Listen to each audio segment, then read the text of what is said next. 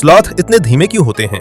ऐसी दुनिया में जहां हमेशा भागदौड़ रहती है, उनकी आराम से चलने की रफ्तार एक नुकसान लग सकती है। लेकिन क्या हो अगर यही धीमापन असल में उनकी सबसे बड़ी ताकत हो? हम अक्सर उन्हें सीधे सादे नींद में रहने वाले जानवर समझते हैं, लेकिन स्लॉथ का फर एक छोटा फलता फूलता इकोसिस्टम हो सकता है। उनकी पूरी जिंदगी एनर्जी एफिशिएंसी में एक मास्टर क्लास है। हालांकि इन अनोखे जीवों को अपने जिंदा रहने के लिए गंभीर चुनौतियों का सामना करना पड़ रहा है।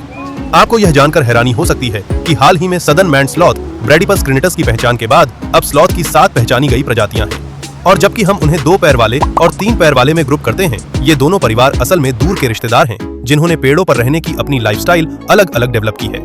वे सभी सेंट्रल और साउथ अमेरिका के ट्रॉपिकल कैनोपी में ऊंचे इलाकों में अपना घर बनाते हैं, बहुत धीमी रफ्तार से चलते हैं, कभी कभी पूरे दिन में सिर्फ 40 यार्ड ही तय करते हैं। यह आलस नहीं है, ये जिंदा रहने का एक बहुत असरदार तरीका है।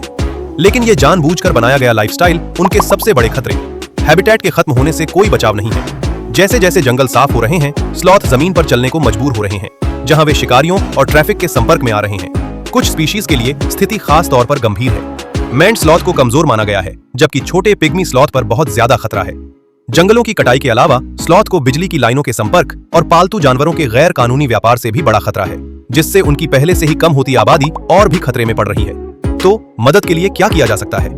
स्लॉथ के हैबिटेट को बचाने के लिए काम कर रहे कंजर्वेशन ऑर्गेनाइजेशन को सपोर्ट करना उनका भविष्य पक्का करने के सबसे सीधे तरीकों में से एक है। स्लॉथ में कोई डिजाइन की कमी नहीं है। यह एक ऐसा जानवर है जो अपने माहौल के हिसाब से पूरी तरह से ढल गया है। उनकी अनोखी दुनिया को समझकर हम उसे बचाने में मदद करने के लिए बेहतर तरीके से तैयार हैं। जानवरों की दुनिया के बारे में और गहराई से जानने के लिए सब्सक्राइब करें।